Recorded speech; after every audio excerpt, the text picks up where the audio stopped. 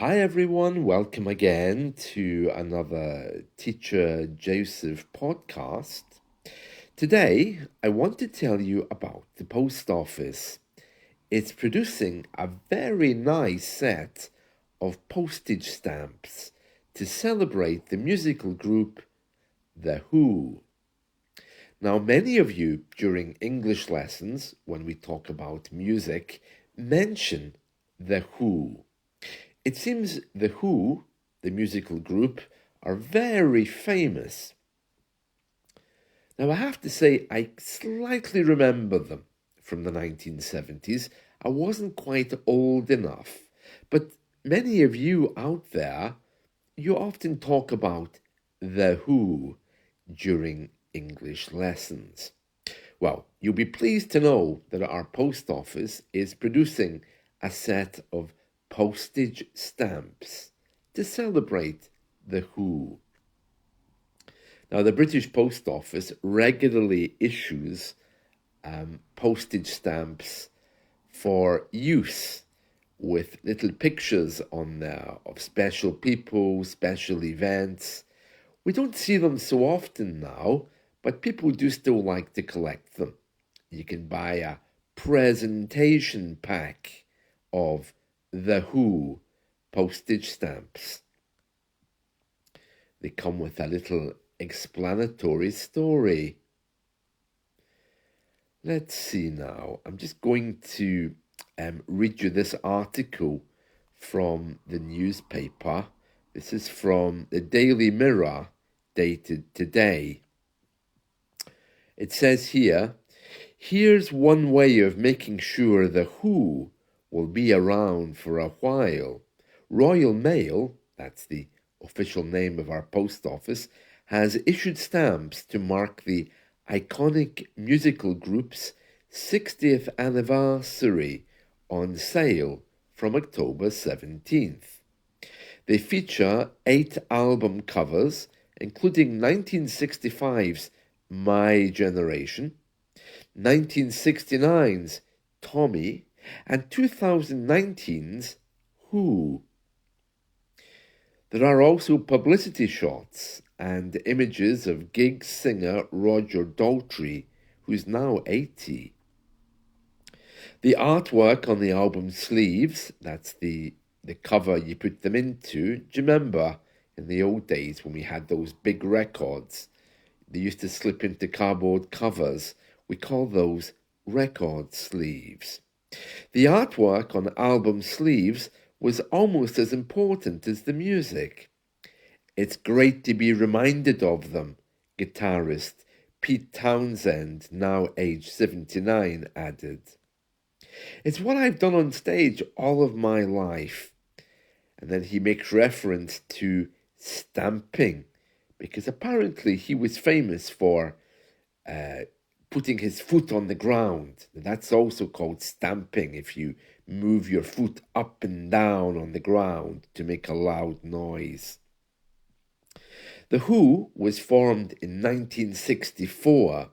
Original drummer Keith Moon died in 1978, and the other guy, the bassist, John Entwistle, he died in 2002. Now, let me just go back for a second. This man here, Pete Townsend, he's saying, oh, what I did all my life was just to stamp his foot, to put his foot up and down. And he's saying that because he's playing with words. Because that little square thing that you put on your postage to post a letter is also called a stamp.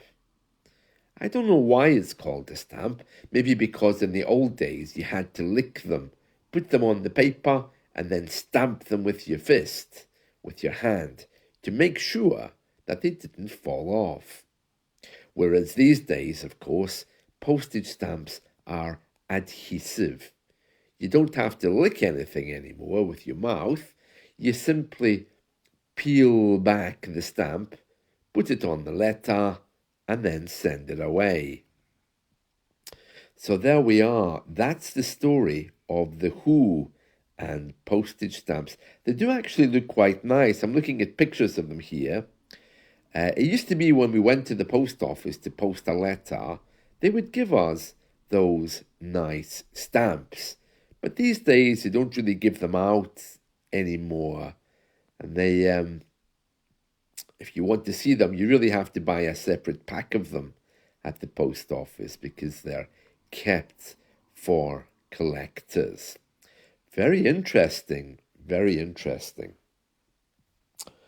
Right, well, let's move on a little bit because, as you know, last week we were talking about uh, my little cat. He's doing very well. He seems to have made a full recovery now. So thank you for all of you who asked information about him.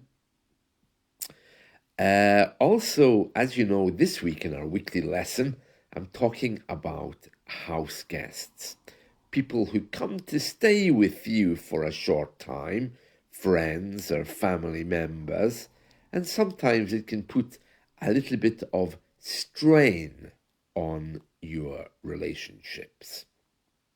Wow. Someone sent me an email here. This is one of my students. From time to time, people send me messages asking for advice. And this person has sent me a message. I won't say the name, but this person is from Brazil. And she says here, "Dear Teacher Joseph, my mother doesn't think that my husband is good enough."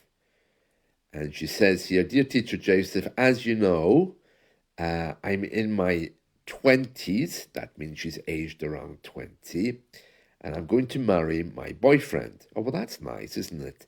And she says here, "My mother doesn't like him. I'm her only child. I have two older brothers, but she's very hard on me. And she's saying that she doesn't like the man I want to marry. She doesn't think that he's good enough for me.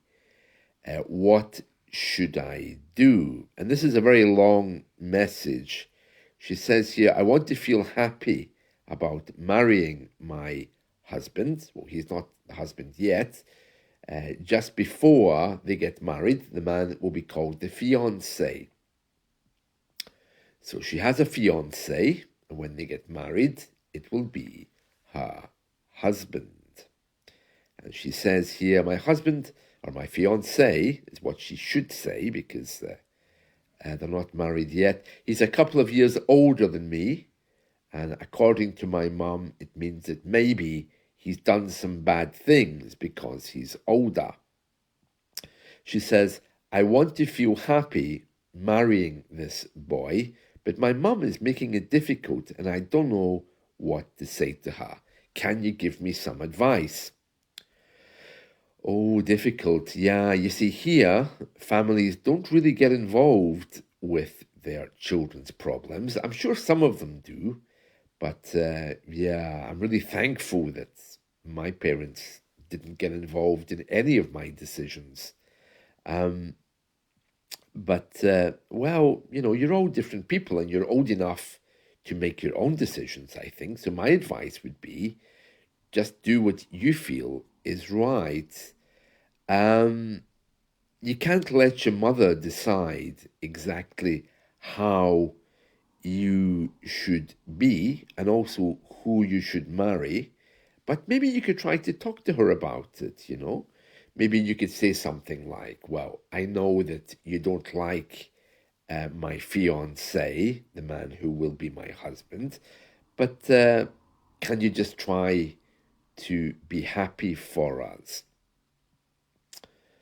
And maybe you can maybe try to persuade her, maybe introduce her to the boy's parents. Maybe that would help. I guess in Brazil, the mother is very strong and responsible for the children. It's not like that here,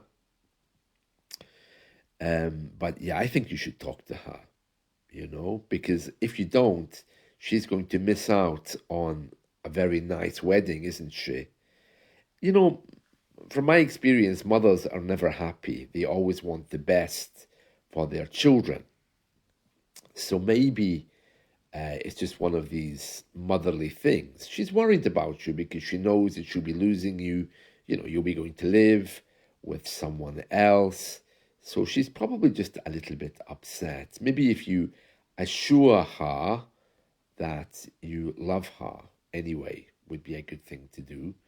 And also, she's going to be the mother in law of the husband, of your husband when you marry him, your fiance.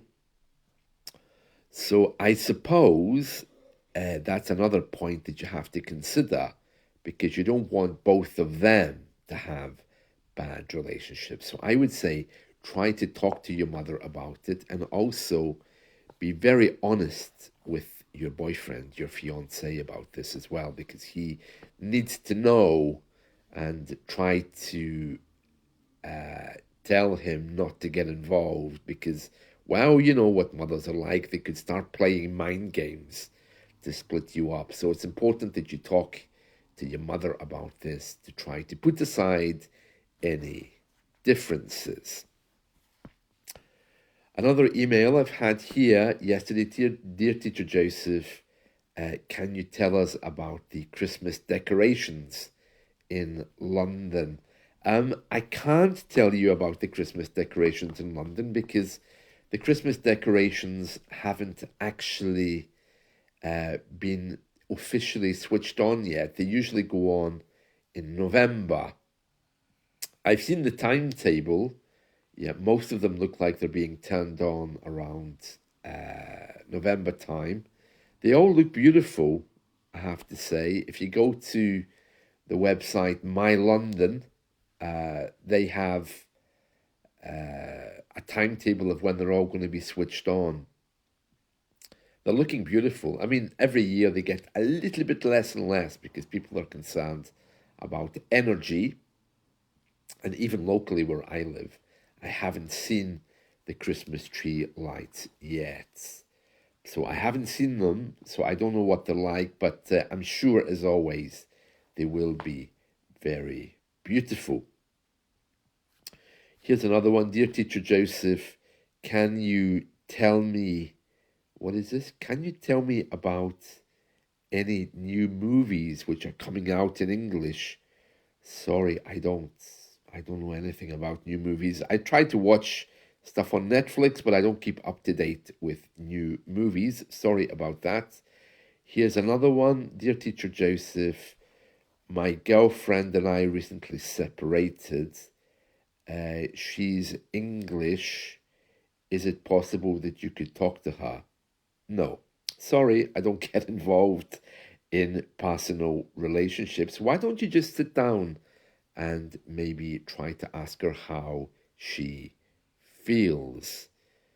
What does it say here? She left me after we had an argument. She says that I never listened to her. Okay, yeah, go and talk to her and you can decide if you two want to get back together. You're not children. I mean, how old is she? If she's very young, it may be that she has a younger, less mature attitude. Let's see. Okay, so this, I'm just looking here. This guy apparently is in his 30s, and he doesn't say how old the girlfriend is, but it looks like she's very young. Okay, well, yeah, I would say send her a nice email, or, if she's still in your country, try and talk to her, especially if you've been together for a number of years. Dear Teacher Joseph, unfortunately, my little pet cat has passed away. Your podcast about your cats bring back so many happy memories. Oh, I'm so sorry your cat died. Yeah, cats are lovely things, but when we lose them, we get very sad. Yeah, my cat it's fine. Get yourself a new one. I was talking to a Chinese person yesterday, and she said that in China, black and white cats are known for being psychopathic. I didn't know that there was a particular breed of cat that was psychopathic. I suppose my cat is a little bit of a psychopath, yeah. So I'm sorry about your cat dying, but get yourself a new one, you know. That's very, very important if you like to have pets. So there we are. That's some emails from Teacher Joseph's email box today. Uh, what's this? As I danced with my cat, I used to feel so proud. Well, you used to dance with it. Yeah, cats, they love to play, don't they? And we can lift them up and pretend we're dancing with them. Yeah, I don't do that with my cat. He doesn't like to be lifted so often. He's not very affectionate, unless, of course, he feels that way. So she says, yeah, as I used to dance with my cat, I felt so proud, but sadly, he's no longer with me. Oh, well, that's really sad. But I'm really glad that you had that lovely time with your cat. And yeah, get a new one. Okay, there we are. So I'll see you all again soon. Take care. Bye.